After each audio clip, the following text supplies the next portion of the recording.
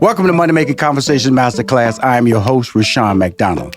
I recognize that we all have different definitions of success. For you, it may be the size of your paycheck. Mine is inspiring people to accomplish their goals and live their very best life.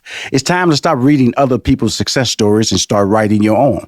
People always talk about your purpose or gifts. If you have a gift, lead with your gifts. And don't let your friends, family, or coworkers stop you from planning or living your dreams. My next guests are Karen and Deon Derrico. They are promoting their TLC show, Doubling Down with the Doricos. The fan favorite series is airing season 3 now. They're so happy I said the name right. Navigating life with 14 kids. 14, y'all. 10 plus 4, 14. Including 4 sets of naturally conceived multiples is never easy. I grew up with 6 sisters, 2 brothers, so I know the never easy story. And that's why people always wonder why I eat so fast.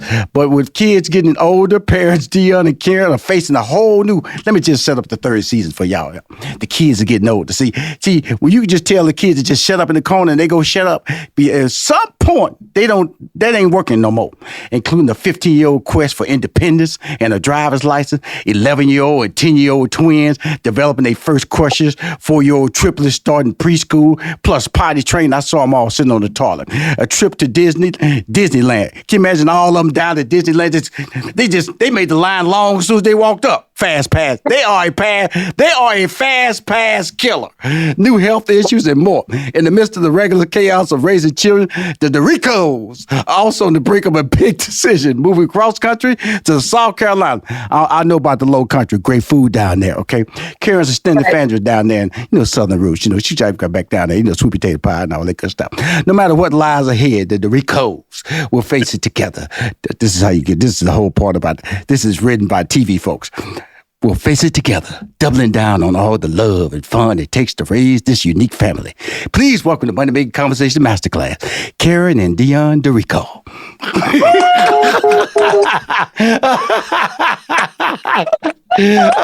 I love it. When I first heard about the show coming on, because people look at it, anything that's unusual as a novelty. That's a novelty. And so let's go back to, and you guys didn't do this to be some type of, I'm gonna use this word like a show, freak show or novelty. So who contacted you and who had to convince who to do the show? I don't think it was any convincing. Both Karen and I sat back and we discussed it. We talked about what we would do with such a platform and how the platform would look, and we wanted to make sure that no matter what, we stayed true to, of course, who we are. And we wanted to speak to many people that may be facing some of the challenges in which you would watch on our show. Right. And so everything you see on our show is real. It's us, it's life. And we're showing how we navigate through those many challenges. We're just a large family, no different from anyone else, except the fact there's so many of us. Yeah. Well, I come from a large family, 6 sisters, 2 brothers. And there is a difference. It's feeding a big family. Feeding, that's because, it's like you have to wait in line for the food. You do have to, there's no getting around it, okay? You have to make enough food. I remember people, and I would just tell a true other story because I came from Fifth Ward and I went to college and we come from I wouldn't say impoverished, but we wasn't middle class. And so I was still in college. I was always use a spoon. I would eat with a spoon all the time. In fact, if you gave me, I wouldn't even use a knife to cut. I use a spoon to cut my sandwich. And my friends would go, "Hey, dude, there's a knife over there." And for my mind, I didn't even think about that because when you don't have a lot, you use what's available. It becomes normal. Yeah. Becomes normal. And I'm not saying you guys live that life, but I'm just saying is that you make adjustments and to be able to provide for you. Like I thought that was normal, and I lived a great life. I grew up a great child in that large kid environment. And so what adjustments have you guys made so your children can be as normal as possible in an environment with 14 kids?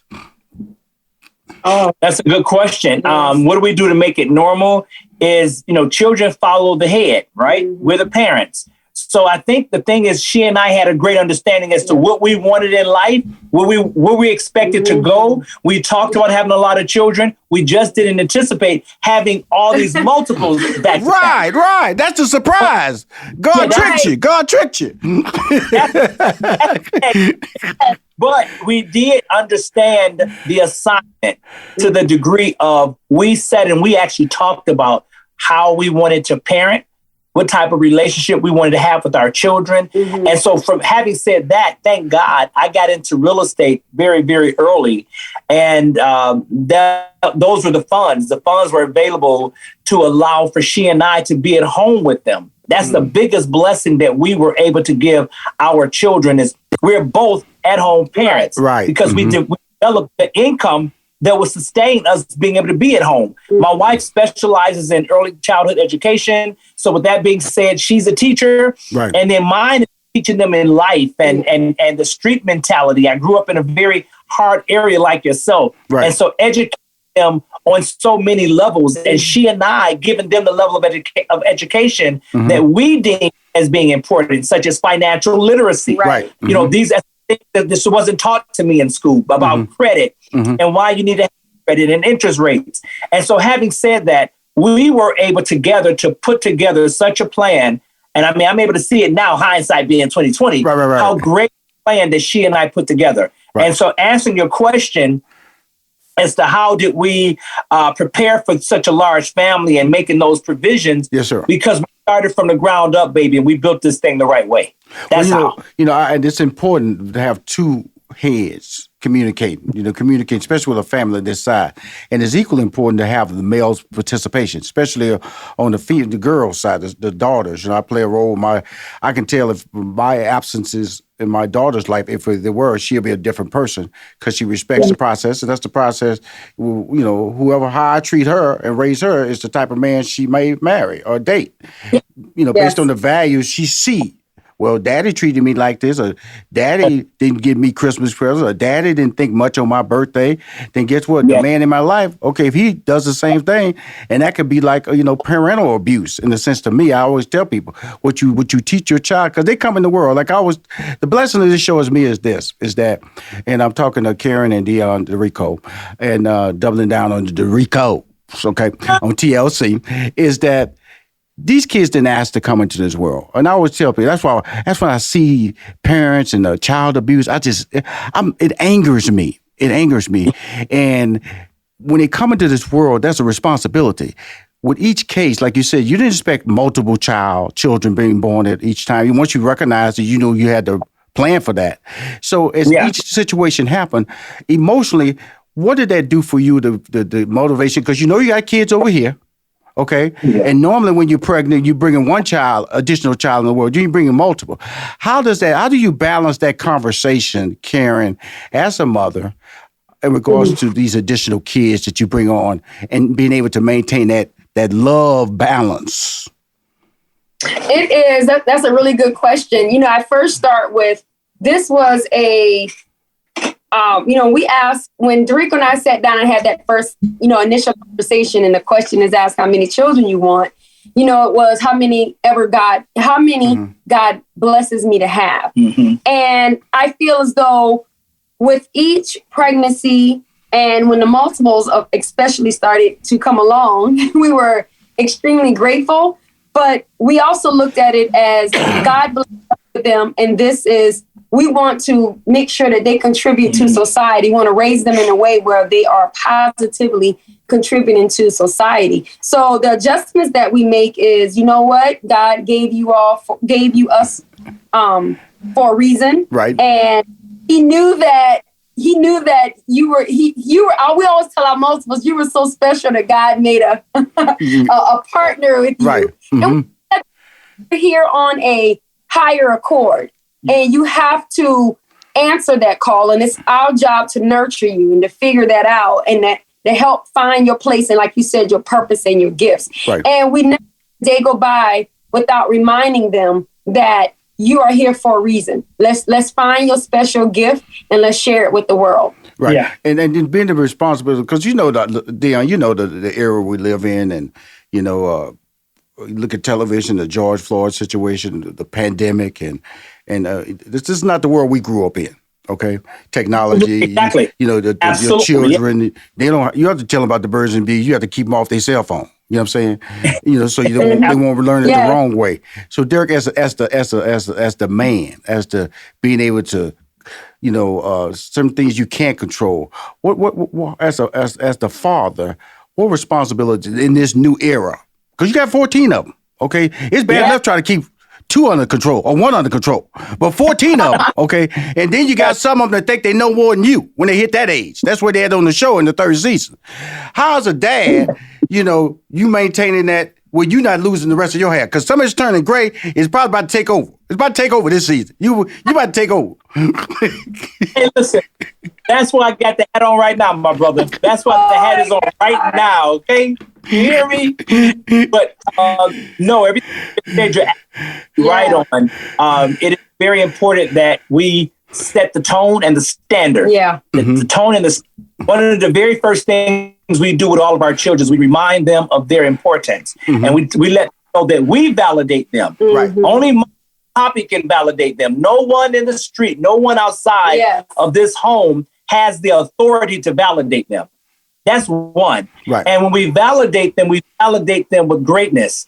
In order for us to change the trajectory in which we see as some of the things go right now within the world, we have to set a standard of greatness in the mind of our youth. Because once that standard has been properly placed, they won't be so quick to throw their lives away for something that appears to be great in that moment. Right. That's one of the key things is having something worth fighting for will more than likely prevent you from making a very bad decision. Yes, sir. Without through. Right. Right.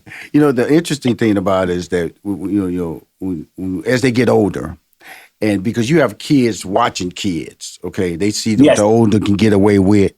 Okay, now this upcoming 3rd season, the driver's license, the independence. So now we're talking parenting now. Parenting 101. No, just because you see that happen, don't mean it's gonna happen for you. Or they say, well, he can do it or she can do it. Why can't I do it? How are you dealing with that? I see this. She gets away with that. He gets away with that. How are you getting away with it? How are you controlling the yin and the yang in the house from these kids saying that you favor him? You let him do that. I can do that. I want to go that. I'm old enough. Respect me. Oh, it's coming up now. This is season 3. This season 3 now. This season 3 now, Karen. Because I be watching the show. Because here's the funny part. When y'all sit on that sofa, Karen, you be looking lively. Deon, he be on that sofa tired. He be sitting, he be laying back on that sofa. He be looking like he about 25 years older. He be so tired. He don't know. I be laughing. I tell my wife, look at him, boy. He tired. He tired. He don't care about them cameras no more. He had forgot they own. Karen's still trying to sit up right. Deon, I'm on this sofa, y'all. Honey. Now you're supposed to give my secret away. Hey, Deon, you know I'm telling the truth. Karen, she maintains that camera pose. She stay upright on that sofa. You see, you gonna sit right there. Deon, boy, he get on that sofa, he lean back. All he missing is a beer. That's all he missing is a beer. It's beautiful. I love it because of the fact that's why I was so excited to talk to you guys, because it's such a real image of familyhood, and the fact that I come from that large family environment.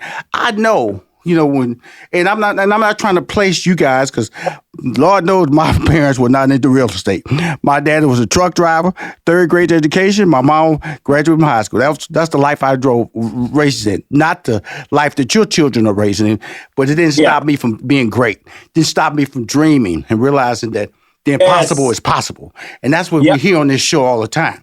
But as parents, tell us a little bit of what's coming up this season, because I don't want to give away all the tricks, but it's an interesting season because of the fact that it's kind of like a coming of age. Because, you did the 1st season and you learned some things. The 2nd season, now the kids kind of know. They know what's going on now. And they kind of pitching a little bit of ideas too. Well, why can't we do this? So, Daddy, talk about controlling this family, holding them down, keeping them ship shape for season 3. The ship shape is something we put in place years ago. Thank God, we put that in place years ago. You see, regarding our children on Doubling Down with the Doricos, which is on TLC, and you can stream us at Discovery Plus. Oh, hold on, Deon. I ain't about to say goodbye now. See, that's a goodbye. That's a goodbye right there. You saying all the credits and everything. We on TLC, doubling down with the Doricos. Okay, continue. Karen, let me talk to you. Is he gonna keep talking like that, Karen? Is he gonna talk like he an announcer? Where's this fun guy I see on TV? He just went in PR mode. On TLC, is a family-oriented show, doubling down with the Doricos. He changed his voice and everything. Where that guy on the sofa tired? That's the guy I want to talk to. I got to make it ready for those viewers of yours. They may not know. And so it had been a minute since the last time you said it. So well, continue, sir. I apologize. So, no worries. So anyway, as I was saying, doubling down with the Doricos on Discovery Plus. But one of the things you'll see how we deal with the esotericness of having 2-year-old babies that are being trained and 16-year-old who wants to drive now and who's still talking about dating.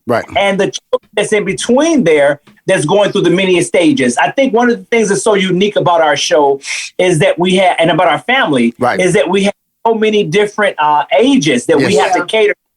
So much going on constantly, all at one time. And thank God we both have each other. I don't know how we would navigate through it. And we definitely let our children know that just because one person is doing something doesn't mean that you get to do something else. Like we have to find, they'll say, well, like how you said earlier, well, this one's trying to drive. I want to get on the steering wheel and drive. Well, you're not ready yet. You're not ready due to various reasons. And we explain that to them. And it goes back to redirecting them about what they are, what they should be doing, what they should be learning, and just nurturing special talents that they have. Darian is of an age where she is, eager to learn to drive. And that's what Poppy and I are going to be doing to make sure she learns. And when you get to that point, we'll also help you, get your driver's permit or license or however that is at that time. But in the meantime, let's focus on something else right now. And so, we make sure we close that up real quick with that. Oh, well, they get to do it. Okay, so. She got that tone, don't you? She heard it. Oh, well. Yeah, absolutely. Absolutely. Well, the thing about it is that, this is TV. So there's entertainment, there's editing, people create situations. But the bottom line is just making sure your kids don't get damaged by the process. This is, that's the key. Because like I would tell you, they can stop this show tomorrow, but you still got to be great parents. You still got to provide for them. And that's what I love about the show, because this is a tool and show people that they can parent. But one thing that I want to talk to people who hadn't saw the show, and you should watch the show, tell them how you handle chores with the kids, how you handle scheduling the meals and everything, so they get a sense of the level of professionalism that goes into, because this is a job. Okay, this is a job. Don't get it twisted. Now you can't come in and improv with 14 kids. You can't improv with 14 kids. And so, because if they do it, the kids will see it. That the kids are smart. They see things they remember things that you may have thought they didn't even see. And so how does the chores and happen, and how does the whole process of the meals and getting them up and getting them ready work? Because like you said, you have different age groups. So different age groups mean you have to treat them all differently. Yes. So mommy works with getting them up in the morning. Again, mommy does the homeschooling. So she works them up, setting that up. And then I'm the cook in the house. So I'll start getting their breakfast together and their lunch and of course dinner. But of course I'm doing it, as the day progresses. And every child, every human being in this house has a responsibility to the house. No free ride. And that's for many, many, many reasons why we do that, because we're teaching them how to work with a team. And we are their first team. And so saying that, even the younger babies will go put trash and something in the trash, or go get a diaper or pull up, where everyone is doing something. And it also creates that camaraderie amongst the family. And so there's so many different levels to this thing. I mean, this conversation is not even long enough for us to have it, for me to catch you up on all the things that we do. But Mommy has a great system. You want to talk about your I system? just, they're homeschooled. They do a wonderful homeschool blended program. So everyone is, up by 7:30 in front of their laptops to start school at 9. School is over at 12. We start homework. We're done by 3. And then by 5, dinner is getting in our bellies. that family time. And then by 30, everyone is in the bed. And so we try to do as much as we can throughout the day and coordinate effective communication, texting each other, hey, I got this appointment, I got that one, or this one. We constantly talking about that. And then we try to have a little me time at night, which ends up probably watching us the television. Right. The nightly news, watching us. But and we just try to get that time in. I like that. She threw that in. Y'all just fell asleep in front of the television. See, I do that little watching us. I do that little. That's some grown folks. We tired line. Watching us. News watching us. Carrie, don't try. I'm an old school Carrie. You can't slip them lines past an old schooler like me now. News watching us. We be trying, but wake up is old school. Wake up just the flag will be on back in the day in the 60s. Oh my God. One of the key promotional moments of this that you guys go move is promoting the fact that moving to South Carolina, which I love South Carolina, by the way. Charleston, South Carolina is one of my favorite cities, low country. Everybody, good food, good people, good atmosphere. And was that a planned part, or was it 3 years ago? Was that a planned decision to move, or how did that come about? Well, I lost my grandmother. Yes, ma'am. I lost my grandmother and my uncle within 6 months time period. Right. And it was COVID, and that was just a lot. Right. And you already know when someone passes away, of course, death makes the living reflect on their life. Right. And the lives of them. And so when that happened, I had a conversation with Dorico and just talk to him and let him know that, we're far away. My children don't really know a lot of my side of the family due to the fact that we live so far away. And I wouldn't mind moving closer home, but it had to make sense. So that's when I, brought about the business idea to Dorico.